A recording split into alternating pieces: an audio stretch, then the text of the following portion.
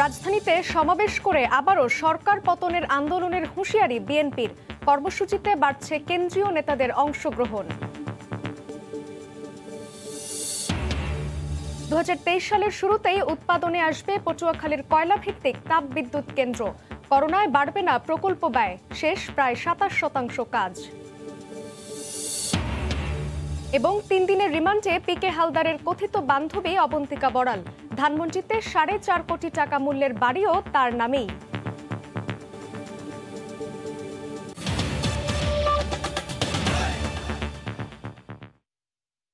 দেখছিলেন শিরোনাম। প্রবাসী সময়, সঙ্গে আছি আমি জান্নাতুল সাদিয়া। পৌরসভা নির্বাচনে নিজ দলের স্বতন্ত্র প্রার্থী সামলাতেই হিমশিম খাচ্ছে ক্ষমতাসীন আওয়ামী লীগ। এমন পরিস্থিতি সৃষ্টির দায়ে অভিযুক্ত কিছু প্রভাবশালী নেতার বিরুদ্ধে সাংগঠনিক ব্যবস্থা নেওয়া হবে বলে জানিয়েছেন দায়িত্বশীল নেতারা। অন্যদিকে এবারের পৌর নির্বাচনেও তেমন সুবিধা করতে পারছে না বিএনপি।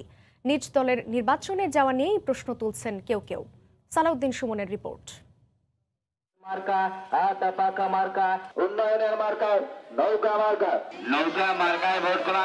দ্বিতীয় ধাপের পৌরসভা নির্বাচনে জয়লাভে প্রচার প্রচারণায় ব্যস্ত সময় পার করছেন প্রার্থীরা।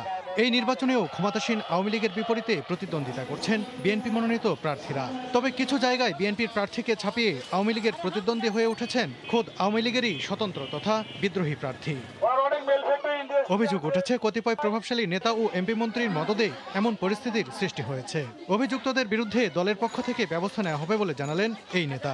প্রভাবশালী নেতা অথবা সরকারের মন্ত্রী এমপি এদেরও কোনো কোনো জায়গায় তারা এই ধরনের পরিস্থিতি সৃষ্টির পিছনে ভূমিকা রাখছে বলে শোনা যাচ্ছে, এবং এ ধরনের বিষয়ে অবশ্যই আমাদের দল থেকেও আমাদের মাননীয় নেত্রী জননেত্রী দেশরত্ন শেখ হাসিনা শক্ত এবং কঠোর নির্দেশনা দিবেন।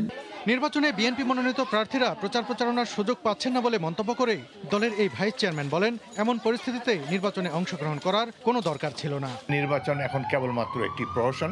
এই নির্বাচনে যারা টাকা পয়সা ব্যয় করে বা শ্রম দিয়ে ভোটারদের দ্বারে দ্বারে যাচ্ছেন তারা সবাই বিফল মনোরথ হবেন।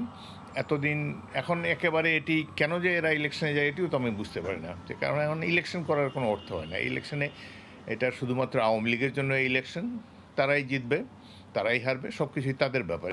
দ্বিতীয় ধাপের এই পৌরসভা নির্বাচন অনুষ্ঠিত হবে 16 জানুয়ারি। সালাউদ্দিন সুমন, সময় সংবাদ, ঢাকা। চতুর্থ ধাপের পৌরসভা নির্বাচনে দলীয় প্রার্থী চূড়ান্ত করেছে আওয়ামী লীগ। বুধবার বিকেলে প্রধানমন্ত্রী শেখ হাসিনার সরকারি বাসভবন গণভবনে অনুষ্ঠিত দলের স্থানীয় সরকার জনপ্রতিনিধি মনোনয়ন বোর্ড সভায় এই মনোনয়ন চূড়ান্ত করা হয়। এতে সভাপতিত্ব করেন দলের সভাপতি শেখ হাসিনা। সভায় ঢাকা বিভাগে 13টি, চট্টগ্রামে 14টি, সিলেটে 2টি, ময়মনসিংহে 5টি, বরিশালে 3টি, খুলনায় 6টি, রাজশাহী বিভাগের 9টি, রংপুর বিভাগের 4টি সহ 56টি পৌরসভা নির্বাচনের নৌকা প্রার্থী চূড়ান্ত করা হয়েছে। আগামী 14 ফেব্রুয়ারি এই পৌর এলাকাগুলোতে নির্বাচন হবে। মনোনয়ন দাখিলের শেষ তারিখ 17 জানুয়ারি, মনোনয়ন বাছাই 19 জানুয়ারি এবং প্রার্থিতা প্রত্যাহারের শেষ তারিখ 26 জানুয়ারি।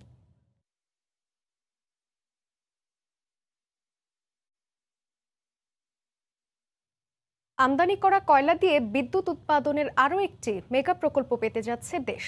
পটুয়াখালীতে 1320 মেগাওয়াটের তাপ বিদ্যুৎ কেন্দ্রটি উৎপাদনে আসবে 2023 সালের শুরুতেই। করোনার কারণে প্রকল্পের ব্যয় বাড়বে না জানিয়ে কর্তৃপক্ষ বলছে, এরই মধ্যে শেষ হয়েছে প্রায় 27% কাজ। বাস্তুচ্যুত 281টি পরিবারের জন্য পরিকল্পিত আবাসন নির্মাণের কাজও শেষের পথে। পটুয়াখালী থেকে ফিরে সালাউদ্দিন লিয়ার ক্যামেরায় আরও জানাচ্ছেন দেবাশিস রায়। পটুয়াখালী সদর থেকে 65 কিলোমিটার দূরের প্রত্যন্ত জনপদ কলাপাড়ার ধানখালী ইউনিয়নের এই নিশানবাড়িয়া গ্রাম টেকসই বিদ্যুৎ উৎপাদনের লক্ষ্যে এই মাটিতেই গড়ে উঠছে 1320 মেগাওয়াটের কয়লা ভিত্তিক তাপ বিদ্যুৎ কেন্দ্র। দেশীয় বিদ্যুৎ উৎপাদনকারী প্রতিষ্ঠান আরপিসিএল এর সঙ্গে চীনের রাষ্ট্রায়ত্ত প্রতিষ্ঠান নরিনকো ইন্টারন্যাশনাল যৌথ বিনিয়োগে 20,000 কোটি টাকার এই প্রকল্পটি 915 একর জমিতে বাস্তবায়ন করছে। কর্তৃপক্ষ বলছে ইন্দোনেশিয়া ও অস্ট্রেলিয়া থেকে কয়লা এনে আল্ট্রা সুপার ক্রিটিক্যাল টেকনোলজি ব্যবহার করে এখানে বিদ্যুৎ উৎপাদন করা হবে। পরিবেশ সম্মত উপায়ে কার্বন নিঃসরণের মাত্রাও নিয়ন্ত্রণ করা হবে স্বয়ংক্রিয় পদ্ধতিতে। 2023 ফেব্রুয়ারিতে আমাদের ফার্স্ট ইউনিটের চালু হওয়ার কথা। করোনার কারণে আমাদের যদি প্রকল্প 4 মাস কিংবা 6 মাস বিলম্বিতও হয়, আমরা চেষ্টা করব কভার করতে। এটা যদিও হয় তারপরেও এটাতে কোনো ব্যয় বৃদ্ধি হবে না। বিদেশি ঠিকাদার প্রতিষ্ঠান বলছে কয়লা ভিত্তিক এই প্ল্যান্টটি অন্তত 40 বছর বিদ্যুৎ উৎপাদনে সক্ষম হবে। পরিবেশের বিষয়টিকে সর্বোচ্চ গুরুত্ব দিয়ে দেখছি আমরা। আন্তর্জাতিক গাইডলাইন মেনে প্রযুক্তি ও প্রকৃতির সমন্বয় করেই কাজ করা হচ্ছে। 660 মেগাওয়াটের 2টি ইউনিট চালাতে এখানে প্রতিদিন পোড়াতে হবে 12,000 মেট্রিক টন কয়লা। স্টিম টারবাইন, জেনারেটর ও বয়লারের মতো মূল যন্ত্রাংশ স্থাপনে এখন চলছে চূড়ান্তভাবে মাটি প্রস্তুতের কাজ। বিদ্যুৎ উৎপাদনে সক্ষমতা অর্জনে পায়রা তাপবিদ্যুৎ কেন্দ্রের পাশেই এই 1320 মেগাওয়াট উৎপাদন ক্ষমতার নতুন একটি প্ল্যান্ট গড়ে তুলছে সরকার। যদিও পায়রা তাপবিদ্যুৎ কেন্দ্রের 2টো ইউনিট সম্পূর্ণ প্রস্তুত থাকলেও সঞ্চালন লাইন প্রস্তুত না থাকায় তার পুরো সুফল পাচ্ছে না দেশের মানুষ। সম্ভাবনার এই মেগা প্রকল্পটিতেও এমন কিছু ঘটবে কিনা সেটি সময়ই বলে দেবে। শুধু বিদ্যুৎ কেন্দ্রই নয়, যাদের জমিতে গড়ে উঠছে এই প্রকল্প তাদের পুনর্বাসনে 30 একর জমিতে 281টি পরিবারের জন্য নির্মাণ করা হয়েছে দৃষ্টিনন্দন আধুনিক আবাসন। 1200 বর্গফুটের বাড়ি, স্কুল, মসজিদ, সাইক্লোন শেল্টার কাম কমিউনিটি সেন্টার পাবেন পরিকল্পিত নগরের বাসিন্দারা। দেবাশিস রায়, সময় সংবাদ, পটুয়াখালী। পদ্মা সেতুকে ঘিরে যুগান্তকারী পরিবর্তনের ছোঁয়া লেগেছে পুরো জনপদে। অবকাঠামোর উন্নয়নে এসেছে আর্থসামাজিক আমূল পরিবর্তন। জাজিরা প্রান্তের সংযোগ সেতুর সব গার্জার তৈরি এবং সুপার টি গার্জার স্থাপন শেষে এখন চলছে যান চলাচল উপযোগী করার কাজ। বিস্তারিত নাসির উদ্দিন উজ্জ্বলের রিপোর্টে ছবি তুলেছেন আবু সাইদ।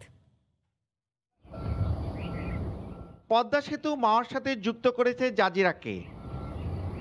এই সেতু বন্ধনে একসময়ের অবহেলিত জনপদ জাজিরার চেহারাই পাল্টে দিয়েছে। নানা ধরনের অবকাঠামোতে ছেয়ে গেছে এলাকা। মানুষের আর্থসামাজিক অবস্থার পরিবর্তন হচ্ছে, জমির দাম লাফিয়ে লাফিয়ে বাড়ছে। যুগান্তকারী পরিবর্তনের ছোঁয়া লেগেছে পুরো জনপদে। এই জমির দাম যদি 2 টাকা থাকে এখন হয়ে গেছে 50 টাকা। এখন এই বড় বড় ঘর উঠেছে বা আমরা চলাফেরা যা করতেছি আমাদের ছেলেমেয়েরা আরো উন্নত দেখতে পারবো। আমাদের সবার স্বপ্ন ছিল এবং এটা আমাদের সামনে এখন বাস্তবায়িত মনে হচ্ছে। এই যোগাযোগের মাধ্যমেই এই এলাকার অর্থনৈতিকের চেহারাটাও পরিবর্তন হয়ে যাবে। সংযোগ সেতুর সুপার টি গার্ডার বসে যাওয়ায় এখন যান চলাচল উপযোগী করার কাজ চলছে। পূর্ণাঙ্গ দৃশ্যমানের পর জাজিরা প্রান্তের সংযোগ সেতু দৃশ্যমান হয়ে গেছে। এখন সেই সংযোগ সেতুর সঙ্গে সড়ক নির্মাণের কর্মযজ্ঞ চলছে। প্রকৌশলীরা বলছেন পদ্মা সেতুর কাজ হচ্ছে গর্ব করার মতো। কাজের মানের সাথে কোনো আপোষ করা হয়নি। বাংলাদেশের সবচাইতে অনেক বড় একটা প্রকল্প এবং এটার কাজের কোয়ালিটির ক্ষেত্রে এটা আপোষহীন একটা প্রকল্প। 6.15 কিলোমিটার পদ্মা সেতুর সাথে দুপারে আরো প্রায় 3 কিলোমিটার সংযোগ সেতুর 438টি সুপার টি গার্ডারের মাওয়া প্রান্তে তৈরি বাকি 12টি আর স্থাপন বাকি 94টি। তবে জাজিরা প্রান্তে পুরোপুরি সম্পন্ন। নাসির উদ্দিন উজ্জ্বল, সময় সংবাদ, মুন্সিগঞ্জ। রোহিঙ্গা প্রত্যাবাসন ইস্যুতে 19 জানুয়ারি ঢাকায় পররাষ্ট্র সচিব পর্যায়ের ত্রিপক্ষীয় বৈঠকে বসবে বাংলাদেশ, মিয়ানমার ও চীন। রোহিঙ্গাদের পরিচয় যাচাই বাছাইয়ে মিয়ানমারের দীর্ঘসূত্রতা তুলে ধরে আলোচনার বিষয়ে আশা প্রকাশ করেছেন পররাষ্ট্রমন্ত্রী। বাংলাদেশ সীমান্তে রোহিঙ্গাদের এ ঢল নামে 2017 সালের আগস্টে নিজ দেশ মিয়ানমারে জাতিগত নিধন ও অমানবিক নির্যাতনের মুখে আশ্রয়ের প্রত্যাশায় ছুটে আসেন তারা। ওই বছরের 23 নভেম্বর রোহিঙ্গাদের ফিরিয়ে নিতে বাংলাদেশ ও মিয়ানমারের মধ্যে প্রত্যাবাসন চুক্তি হয়। যাচাই বাছাইয়ের জন্য মোট 6 দফায় মিয়ানমারকে এ পর্যন্ত 8,30,000 রোহিঙ্গার তালিকা পাঠিয়েছে বাংলাদেশ। সম্প্রতি পাঠানো হয়েছে 2,30,000 রোহিঙ্গার তালিকা। রোহিঙ্গা ইস্যুতে বুধবার বিকেলে রাজধানীতে এক অনুষ্ঠানে পররাষ্ট্রমন্ত্রী জানান, নানা কারণে বারবার তারিখ পেছালেও চলতি মাসের 19 জানুয়ারি ঢাকায় বাংলাদেশ, মিয়ানমার, চীন ত্রিপক্ষীয় বৈঠক নিশ্চিত হয়েছে। শেষ মুহূর্তে তারা এটা পিছায়। চাইনিজ পররাষ্ট্রমন্ত্রী এই মুহূর্তে মায়ানমার সফরে যাবে, তো সেই কারণে তারা বলছে যে ওনার সাথে আলাপের পরে it would be very fruitful. আমরা এখনো আশা বেঁধে বুক বেঁধে আছি। মন্ত্রী আরও জানান, এ পর্যন্ত 42,000 রোহিঙ্গার পরিচয় মিয়ানমার যাচাই বাছাই করেছে, ওগুলো ভেরিফাই করেছে, কয়েকজন আবার তারা রিজেক্টও করেছে। আর একটা অসুবিধা তাদের নিয়ে, তারা যে লিস্ট করে যাদের নিয়ে যাওয়ার জন্য, তার বউ হয়তো আরেক জায়গায় নেওয়ার জন্য বলে, তখন এই লোকগুলো যাবে কেন? ওখানে ওগুলোতে গন্ডগোল করে। প্রত্যাবাসন চুক্তি সয়ে 3 বছরের বেশি সময় পেরুলেও কোনো রোহিঙ্গাকে ফিরিয়ে নেয়নি মিয়ানমার। শাতিলা শারমিন, সময় সংবাদ, ঢাকা। মাত্র 5-6 ফোঁটা ড্রপে মুক্তি মিলবে করোনা ভাইরাস থেকে। সরকারি গবেষণা প্রতিষ্ঠান BRICM এর দাবি, তাদের আবিষ্কার বঙ্গোসেফ ওরোনেজাল স্প্রে কোভিড-19 ধ্বংস করতে সক্ষম। 3 থেকে 4 ঘন্টা পর পর নির্দিষ্ট হারে নাক মুখে প্রয়োগ করতে হয় জীবাণুনাশক এই স্প্রে। ঢাকা মেডিকেলে 200 কোভিড রোগীর ওপর প্রাথমিক প্রয়োগে মিলেছে সাফল্যও। এই আবিষ্কারকে অভিনন্দন জানালেও আন্তর্জাতিক নিয়ম মেনে পরবর্তী পদক্ষেপ নেওয়ার পরামর্শ জনস্বাস্থ্য বিশেষজ্ঞদের। রাশেদ বাপ্পির রিপোর্ট। বঙ্গোসেফ ওরোনেজাল স্প্রে সরকারের গবেষণা প্রতিষ্ঠান Bangladesh reference institute for chemical measurement BRICM এর বিস্ময়কর এক আবিষ্কার। প্রতিষ্ঠানটির দাবি, 3 থেকে 4 ঘন্টা পর পর নির্দিষ্ট হারে নাক ও মুখে এই স্প্রে প্রয়োগ করলে ধ্বংস হয় করোনার জীবাণু। বঙ্গোসেফ ব্যবহারে আক্রান্ত ব্যক্তির ক্ষেত্রে কমে যায় ভাইরাল লোড। আক্রান্ত রোগীর মৃত্যু ঝুঁকি হ্রাস করার পাশাপাশি কমিউনিটি ট্রান্সমিশনে রাখে গুরুত্বপূর্ণ ভূমিকা, যা প্রাথমিকভাবে ঢাকা মেডিকেল কলেজ হাসপাতালের 200 কোভিড আক্রান্ত রোগীর ওপর প্রাথমিক পরীক্ষায় প্রমাণিত বলছে প্রতিষ্ঠানটি। ওরোনেজাল স্প্রে যেটা, সেই স্প্রেতে ভাইরাস মারা যাচ্ছে কিনা, কোন ডোজে দিলে এটা সবচেয়ে ভালো কাজ করে, এটার ইফেক্টিভিটি কতক্ষণ পর্যন্ত থাকছে। আমরা যেই ডোজটা ফাইনালি নির্ধারণ করেছি তাতে করে 80% মধ্যে রিকভার করে। ব্যক্তির মুখ, চোখ ও নাক দিয়েই প্রবেশ করে করোনার জীবাণু, সেখানেই কিছুকাল অবস্থান করে ভাইরাসটি। এজন্যই বঙ্গোসেফের প্রয়োগও করতে হয় নাক ও মুখে। এই আপনার স্প্রেটা এখানে 20 ml আছে, যেটা একজন মানুষের 1 মাসের জন্য যথেষ্ট। 2 নাকে 2 চাপ করে 2 বার, মুখে 3 বার, এভাবে করে যদি আপনি স্প্রে করেন তাহলে 3 থেকে 4 ঘন্টা আপনার এই জোনটা ভাইরাস, যদি যেটুকু ভাইরাস থাকবে সেটা কিলড হবে। এদিকে বাংলাদেশি বিজ্ঞানীদের এই আবিষ্কারকে সাধুবাদ জানালেও সকল কার্যক্রম বৈশ্বিক মানদণ্ড মেনে করার পরামর্শ জনস্বাস্থ্য বিশেষজ্ঞদের। অবশ্যই অভিনন্দন জানাই যদি এই ধরনের কোনো বিষয় আসে ঘটে, কিন্তু আমি বারবার সতর্কবাণী উচ্চারণ করতে চাই যে মহামারী সামনে রেখে মানবদেহে পরীক্ষা নিরীক্ষার বিষয়টি আন্তর্জাতিক নৈতিকতা মেনে করতে হবে। বঙ্গোসেফের আন্তর্জাতিক পেটেন্টের জন্য সিঙ্গাপুরে আবেদন করা হবে বলেও জানায় প্রতিষ্ঠানটি। রাশেদ বাপ্পি, সময় সংবাদ, ঢাকা। অর্থমন্ত্রী আহম মুস্তফা কামাল বলেছেন, করোনা ভ্যাকসিন ক্রয়ে ঠকবে না বাংলাদেশ, পর্যায়ক্রমে দেয়া হবে দেশের সব নাগরিককে। বুধবার দুপুরে সরকারি ক্রয় সংক্রান্ত মন্ত্রিসভা কমিটির বৈঠক শেষে মন্ত্রী জানান, আসছে ফেব্রুয়ারিতেই স্বল্পোন্নত দেশের তালিকা থেকে বের হয়ে আসবে বাংলাদেশ। এই ফেব্রুয়ারি মাসে আমরা আশা করি আমরা এলডিসি থেকে বেরিয়ে আসবো। 3টা ক্রাইটেরিয়া আমরা পূরণ করেছি এবং আমরা এই জন্য আশাবাদী যে আমাদেরকে এইবার দ্বিতীয় অ্যাসেসমেন্ট, সুতরাং এবার আমরা উত্তরণ ঘটাতে পারবো। এই দেশের সকল মানুষকেই আমরা এই ভ্যাকসিন পৌঁছে দিয়ে এবং তাদেরকে ভ্যাকসিনেশন আওতায় নিয়ে আসি। আমরা যেন না ঠকি, যে আন্তর্জাতিক বাজারে কত এই ভ্যাকসিনের দাম আর আমরা কততে পাচ্ছি, আমরা সেটা নিয়ন্ত্রণ করার চেষ্টা করতে পারবো। আগামী মার্চ মাস থেকেই অনলাইনে হোল্ডিং ট্যাক্স দিতে পারবেন ঢাকা উত্তর সিটির বাসিন্দারা। বুধবার সকালে মিরপুরের রূপনগর খাল পরিষ্কার কার্যক্রম পরিদর্শন শেষে তিনি একথা বলেন। মেয়র জানান, ঢাকা উত্তর সিটির সব খালই দখলমুক্ত করে খালের পাড়ে ওয়াকওয়ে নির্মাণ করা হবে। ঢাকা উত্তর সিটিতে যে 22টি খাল রয়েছে তার মধ্যে অন্যতম রূপনগর খাল। গত 1 দশকে বর্জ্য জমে যেন ভাগাড়ে পরিণত হয়েছে খালটি। জনবল সংকটের অজুহাত দেখিয়ে কয়েক বছর পর খালটি পরিষ্কার করত ঢাকা ওয়াসা। 1 জানুয়ারি থেকে নগর কর্তৃপক্ষের হাতে আসার পর পরিচ্ছন্ন ও উদ্ধার কার্যক্রমের অংশ হিসেবে রূপনগর খাল পরিদর্শনে আসেন ঢাকা উত্তরের মেয়র। এই সময় তিনি বলেন, শিগগিরই এই খাল দিয়ে রূপনগর থেকে ঢাকা উত্তরের 6, 7 ও 8 নম্বর ওয়ার্ডের সংযোগ ঘটিয়ে তুরাগ নদী পর্যন্ত নৌকা চলাচলের উপযোগী করা হবে। এই মুহূর্তে আমাদের কাজ হচ্ছে খালের 2 পারে যত অবৈধ স্থাপনা আছে এগুলোকে উচ্ছেদ করার জন্য। আমরা খালের পারে গাছ লাগিয়ে দিচ্ছি, এখানে ওয়াকওয়ে হবে, এখানে সাইকেল লেন হবে এবং খালগুলা পরিষ্কার করতে হবে। তুরাগ নদীতে নৌকায় যাব এখান থেকে শুরু করে এটার মধ্যে যত ধরনের অবৈধ স্থাপনা থাকবে না কেন, একটি অবৈধ স্থাপনা থাকতে পারবে না। সকল অবৈধ স্থাপনা আপনাদেরকে নিয়ে আমি ঘুরিয়ে দিব। আগামী মার্চ থেকে বিদ্যুৎ ও গ্যাস বিলের মতো অনলাইনে অ্যাপসের মাধ্যমে নগরবাসী হোল্ডিং ট্যাক্সও দিতে পারবেন বলে জানান মেয়র। মার্চ মাস থেকে আমরা অটোমেশনের মাধ্যমে ট্যাক্সেশন দেওয়া শুরু করব, অর্থাৎ বাসাবাড়ির থেকে বসেই আপনাদের কম্পিউটারের মাধ্যমে ট্যাক্স দিতে পারবেন। ৪ জানুয়ারি ইব্রাহিমপুর খাল দখলমুক্ত করার মাধ্যমে খাল উদ্ধার ও পরিচ্ছন্নতা কার্যক্রম শুরু করেন উত্তরের মেয়র। ইমার আমিন, সময় সংবাদ, ঢাকা। দেশের বাজারে সব ধরনের স্বর্ণের দাম ভরিতে কমল ১৯৮৩ টাকা। মঙ্গলবার বাংলাদেশ জুয়েলারি সমিতি থেকে পাঠানো এক প্রেস বিজ্ঞপ্তিতে এ তথ্য জানানো হয়। নতুন দর অনুযায়ী ভালো মানের ২২ ক্যারেট স্বর্ণের অলংকারের ভরি দাঁড়াচ্ছে ৭২,৬৬৭ টাকা। গেল কয়েক মাস ধরেই ওঠানামার মধ্যে ছিল দেশের স্বর্ণের বাজার। করোনা পরিস্থিতির কারণে সারা বিশ্বেও অস্থির স্বর্ণ ও জ্বালানি তেলের দর। দেশের বাজারে গত সপ্তাহেই ১,৯৮৩ টাকা বেড়েছিল স্বর্ণের দাম। এরপর মঙ্গলবার ভরিতে সমপরিমাণ দাম কমল। বাংলাদেশ জুয়েলার্স সমিতি বাজুসের সংবাদ বিজ্ঞপ্তিতে বলা হয়, আন্তর্জাতিক বাজারের সঙ্গে সঙ্গতি রেখে কমানো হয়েছে দাম। ২০২০ সাল থেকে ২০২১ গোল্ডের দাম ওঠানামা হয়েছে ১৭ বার। সমস্ত দেশে কারেন্সি এত ওঠানামা হচ্ছে, শেয়ার বাজার এত ওঠানামা হচ্ছে, সোনার দামটাও গোল্ডের দামটাও এইভাবে ওঠানামা হচ্ছে। এর কারণে আমাদের দেশেও বারবার সোনার দাম ওঠানামা হচ্ছে। ২১ ক্যারেটের এক ভরি সোনার অলংকার কিনতে লাগবে ৬৯,৫১৭ টাকা। এছাড়া ১৮ ক্যারেট ৬০,৭৬৯ টাকা এবং সনাতন পদ্ধতির সোনার অলংকারের ভরি বিক্রি হবে ৫০,৪৪৭ টাকায়।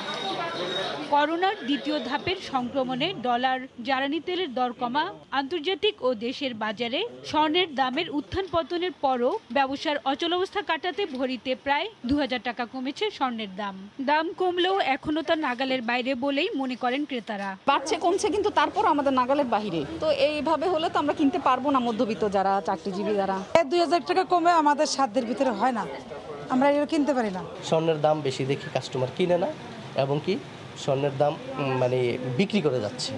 মঙ্গলবার পর্যন্ত ২২ ক্যারেটের প্রতি ভরি অলংকারের দাম ছিল ৭৪,৬৫০ টাকা, প্রতি ভরি ২১ ক্যারেট ৭১,৫০০ টাকা, ১৮ ক্যারেট ৬২,৭৫২ টাকা এবং সনাতন পদ্ধতির সোনা বিক্রি হয়েছে ৫২,৪৩০ টাকায়। আজ থেকে ২২, ২১, ১৮ ক্যারেট ও সনাতন পদ্ধতির সোনা ভরিতে ১,৯৩০ টাকা কমছে। হাজার শিউলি, সময় সংবাদ, ঢাকা। দেশের বাইরের খবর। মার্কিন প্রেসিডেন্ট ডোনাল্ড ট্রাম্পকে ক্ষমতাচ্যুত করতে ভাইস প্রেসিডেন্ট মাইক পেন্স ও মন্ত্রিসভাকে ক্ষমতা প্রয়োগের প্রস্তাব কংগ্রেসের নিম্নকক্ষ প্রতিনিধি পরিষদে পাশ হয়েছে। প্রেসিডেন্টকে সরিয়ে দিতে ভাইস প্রেসিডেন্টকে প্রস্তাব দেওয়ার এই ঘটনা যুক্তরাষ্ট্রের ইতিহাসে নজিরবিহীন। নিউ ইয়র্ক থেকে হাসানুজ্জামান সাকির রিপোর্ট। যুক্তরাষ্ট্রের সংবিধানের ২৫তম সংশোধনী অনুযায়ী প্রেসিডেন্টের অনৈতিক কর্মকাণ্ডের জন্য তাকে সরিয়ে দিতে ভাইস প্রেসিডেন্ট ও মন্ত্রিসভাকে ক্ষমতা দেয়া হয়েছে। এই ক্ষমতা প্রয়োগের জন্য মঙ্গলবার সংখ্যাগরিষ্ঠ ডেমোক্রেট সদস্যদের ভোটে প্রস্তাবটি পাশ হয়। প্রস্তাবের পক্ষে একজন রিপাবলিকান সদস্য ভোট দেন।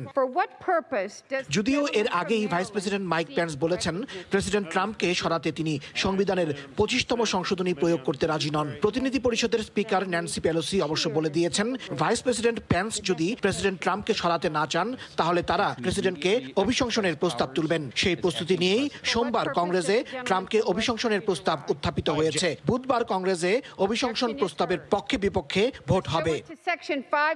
ডেমোক্র্যাট সংখ্যাগরিষ্ঠ প্রতিনিধি পরিষদে অভিশংসনের প্রস্তাবের পক্ষে অন্তত ৫ জন রিপাবলিকান সদস্য ভোট দেবেন বলে ইতিমধ্যে ঘোষণা দিয়েছেন। হোয়াইট হাউস সূত্র জানিয়েছে, তারা ধারণা করছেন ২০ জন বা তারও বেশি কংগ্রেস সদস্য ট্রাম্পকে অভিশংসনের ডেমোক্র্যাটদের প্রস্তাবের পক্ষে ভোট দিতে পারেন।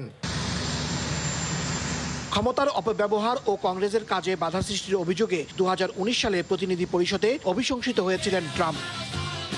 গেলবার রিপাবলিকান সংখ্যাগরিষ্ঠ সিনেটে অভিশংসন প্রস্তাব খারিজ হয়ে যায়। এবার পরিস্থিতি ভিন্ন হলেও ২/৩ ভোটে সিনেটে প্রস্তাবটি পাশ না হওয়ার সম্ভাবনা রয়েছে। গত ৬ জানুয়ারি ক্যাপিটল হিলে নজিরবিহীন হামলা চালিয়ে অভ্যুত্থানের ব্যর্থ চেষ্টা চালায় ট্রাম্প সমর্থকরা। এতে একজন পুলিশ সহ ৫ জন নিহত হন। হাসানুজ্জামান সাকি, সময় সংবাদ, নিউ ইয়র্ক। বিশ্বে করোনা পরিস্থিতি খারাপ হতে থাকায় আবারও হোটেলে কোয়ারেন্টাইনের সময়সীমা বাড়ালো কাতার। এই নিয়ম 15 ফেব্রুয়ারি থেকে বাড়িয়ে আগামী 31 মে পর্যন্ত করা হয়েছে। কম ঝুঁকিপূর্ণ দেশের অধিবাসী ছাড়া বাকি সব দেশ থেকে কাতারে প্রবেশ করলে বাধ্যতামূলক 7 দিন হোটেল কোয়ারেন্টিনে থাকতে হবে নিজ খরচে। কাতার প্রতিনিধি আনোয়ার হোসেন মামুনের তথ্য ও ছবি নিয়ে রিপোর্ট। আগামী 31 মে পর্যন্ত বাইরের কোনো দেশ থেকে কাতারে প্রবেশ করলে নিজ খরচে বাধ্যতামূলক হোটেল কোয়ারেন্টিনে থাকতে হবে। এতে ছুটিতে থাকা প্রত্যেক বাংলাদেশিকেও কাতার ফিরতে হলে গুনতে হবে 2 থেকে 5,000 কাতারি রিয়াল। সরকারের দেওয়া সব নিয়ম কানুন মেনে চলার কথা জানালেন প্রবাসীরা। কাতার গভর্নমেন্ট যেটা সিদ্ধান্ত নিয়েছে সেটা তো চূড়ান্ত সিদ্ধান্ত, আমাদের জন্য মঙ্গলজনক। কাতার সরকারের আইন যেটা করছে সেটা মানি চলতে হবে। এই পর্যন্ত আমাদের তো অনেক টাকা লাগবে, তারপরে এখন কি করা যায়। তবে কম ঝুঁকিপূর্ণ দেশ থেকে কাতারে ফিরলে 7 দিন হোম কোয়ারেন্টিন বাধ্যতামূলক করা হয়েছে। থাকতে হবে না হোটেল কোয়ারেন্টিনে। তবে কম ঝুঁকিপূর্ণ দেশের তালিকায় নেই বাংলাদেশের নাম। কাতারে প্রতিদিন গড়ে 200-র মতো মানুষ করোনায় আক্রান্ত হচ্ছেন। এর গতি যেন আরো বৃদ্ধি না পায় সেজন্য রয়েছে দেশটির কঠোর বিধিনিষেধ। সেই সাথে কাতার নিজ নাগরিক এবং অভিবাসীদের বিনামূল্যে ভ্যাকসিন প্রয়োগ শুরু করেছে। সময় সংবাদ, কাতার। এদিকে দক্ষিণ আফ্রিকায় মহামারী করোনা সংক্রমিত হচ্ছে গণহারে। সংক্রমণ ছড়িয়ে পড়ছে শহর থেকে গ্রামেও। দক্ষিণ আফ্রিকা থেকে বিস্তারিত মিজানুর রহমান রাসেলের রিপোর্টে। করোনার দ্বিতীয় দফা আক্রমণে বিপদগ্রস্ত দক্ষিণ আফ্রিকা। কঠোর স্বাস্থ্যবিধি, লকডাউন আর অস্থায়ী হাসপাতালে স্পেশাল স্বাস্থ্যসেবা দিয়েও থামানো যাচ্ছে না সংক্রমণ আর মৃত্যুর মিছিল। মহামারী করোনায় গণহারে আক্রান্ত এবং মৃত্যুতে আতঙ্ক বিরাজ করছে প্রবাসী বাংলাদেশিদের মধ্যে। পরিবার সহ অসংখ্য বাংলাদেশি আক্রান্ত হচ্ছেন। হাসপাতালগুলোতে সিট সংকট প্রকট আকার ধারণ করেছে। করোনায় আক্রান্ত প্রবাসীদের চিকিৎসায় আফ্রিকায় বাংলাদেশ হাই কমিশনের উদ্যোগে হটলাইন সার্ভিসে সার্বক্ষণিক মেডিকেল সেবা দিয়ে যাচ্ছেন দেশটিতে কর্মরত বাংলাদেশি চিকিৎসকরা। বিভিন্ন প্রভিন্সে থাকা ডাক্তারদের নিয়ে একটি গ্রুপ তৈরি করা হয়েছে স্বেচ্ছাসেবার ভিত্তিতে, যারা বিভিন্ন প্রভিন্সে থেকে ফেসবুক, হোয়াটসঅ্যাপ, ইমো, SMS এবং মেসেঞ্জার, এমনকি তাদের টেলিফোনের মাধ্যমে 24 ঘন্টা সার্বক্ষণিক চিকিৎসা সেবা এবং বিভিন্ন ধরনের সাহায্য সহযোগিতা করে যাচ্ছে। করোনা প্রতিরোধে আগামী 15 ফেব্রুয়ারি পর্যন্ত দেশটির সকল বর্ডার বন্ধ, লকডাউন বলবৎ রাখা এবং সবাইকে ঐক্যবদ্ধ থাকার আহ্বান জানিয়েছেন দেশটির প্রেসিডেন্ট সিরিল রামাফোসা। দক্ষিণ আফ্রিকায় মহামারী করোনা প্রথম ধাপকে ছাড়িয়ে দ্বিতীয় ধাপের সংক্রমণ দ্বিগুণ হারে ছড়িয়ে পড়ছে শহর থেকে গ্রামে। গণহারে আক্রান্ত, মৃত্যু এবং কয়েক দফার লকডাউনে বহুমুখী সংকটে রয়েছে দেশটির নাগরিক এবং প্রবাসী বাংলাদেশিরা। মিজানুর রহমান, সময় সংবাদ, দক্ষিণ আফ্রিকা।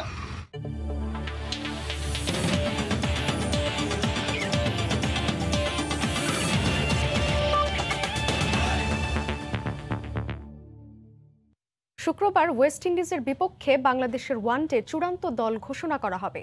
দলে নতুন মুখ হতে পারেন অনূর্ধ্ব-19 বিশ্বকাপ জয়ী দলের পেসার শরীফুল ইসলাম। সুযোগ পেতে যাচ্ছে অলরাউন্ডার মাহাদি হাসানও। হুমায়ুন কবির রোজের রিপোর্ট। এর আগে বহুদ্বিপাক্ষিক সিরিজে বাংলাদেশ দল ঘোষণা করা হয়েছে, তবে এতটা আলোচনা হয়নি কখনই। কারণ করোনা পরবর্তীকালে প্রায় 1 বছর পর আন্তর্জাতিক ক্রিকেটে ফিরতে যাচ্ছে বাংলাদেশ। স্বাভাবিকভাবে সমর্থক হৃদয়ের প্রশ্ন, ওয়েস্ট ইন্ডিজের বিপক্ষে ওয়ানডে স্কোয়াডে কারা থাকতে যাচ্ছেন। ঘরোয়া আসর, প্রেসিডেন্টস কাপ আর বঙ্গবন্ধু টি-20 আসরে ক্রিকেটাররা নিজেদের সামর্থ্যের প্রমাণ রেখেছেন। তাই সময়ের সেরা দল নির্বাচনে নির্বাচকদের সামনে অগ্নি পরীক্ষা। তবে সময় সংবাদ জানার চেষ্টা করেছেন কারা থাকতে যাচ্ছেন চূড়ান্ত দলে। ওয়েস্ট ইন্ডিজের বিপক্ষে 17 সদস্যের ওয়ানডে দল চূড়ান্ত করতে বেশ বেগ পেতে হয়েছে নির্বাচকদের। দলের নতুন মুখ যুব বিশ্বকাপ জয়ী বাঁহাতি পেসার শরীফুল ইসলাম। পেসারটাকে মুস্তাফিজের সাথে আরও 2 অভিজ্ঞ রুবেল ও তাসকিন থাকছেন দলে। লেট অর্ডারে স্পিন অলরাউন্ডার হিসেবে মিরাজ নাকি মাহাদি হাসান, কাকে রেখে কাকে বাদ দেওয়া হবে এই নিয়ে দ্বিধা থাকলেও শেষ পর্যন্ত এই দুজনই টিকে গেছেন মূল দলে। সাকিবের প্রত্যাবর্তনের সিরিজে অর্থোডক্স লেফট আর্ম স্পিনার হিসেবে তাইজুলের জায়গা হয়নি দলে। বঙ্গবন্ধু টি-20 আসরে সেঞ্চুরি হাঁকানো নাইম শেখেরও জায়গা হয়নি। 17 সদস্যের যে দল দেখছেন, এখান থেকে ইয়াসির রাব্বি নাকি নাজমুল শান্ত যে কোনো একজনই ঠাঁই পাবেন মূল দলে। তবে 6 নম্বর ব্যাটিং পজিশনে তীব্র প্রতিদ্বন্দ্বিতা হবে। দল ঘোষণার আগে মুখে তালা নির্বাচকদের, তবে সূত্রে জানা গেছে এমনটাই। অন্য যে কোনো সময়ের চেয়ে এবারের দ্বিপাক্ষিক সিরিজের দল নির্বাচনে খুব ভাবতে হয়েছে আমাদের। প্রেসিডেন্ট কাপ ও বঙ্গবন্ধু টি-20 আসরে যারা ধারাবাহিক পারফরমেন্স করেছে তাদের প্রাধান্য দিয়েছি। ওয়েস্ট ইন্ডিজ যেমন দলই পাঠাক না কেন, ওয়ানডে সিরিজটি 2023 বিশ্বকাপের বাছাই পর্বের অংশ হিসেবে বর্তমান সময়ে সেরা বাংলাদেশ দলই নির্বাচন করা হয়েছে। এরই মধ্যে 17 সদস্যের দল চূড়ান্ত করে বিসিবির সভাপতির টেবিলে জমা দিয়েছেন নির্বাচকেরা। সবকিছু ঠিক থাকলে শুক্রবার আনুষ্ঠানিকভাবে চূড়ান্ত দল দেবে বিসিবি। হুমায়ুন কবির রোজ, সময় সংবাদ, ঢাকা। এ পর্যায়ে শীর্ষ সংবাদ জানিয়ে দিচ্ছি আরেকবার। রাজধানীতে সমাবেশ করে আবারও সরকার পতনের আন্দোলনের হুঁশিয়ারি বিএনপির। কর্মসূচিতে বাড়ছে কেন্দ্রীয় নেতাদের অংশগ্রহণ।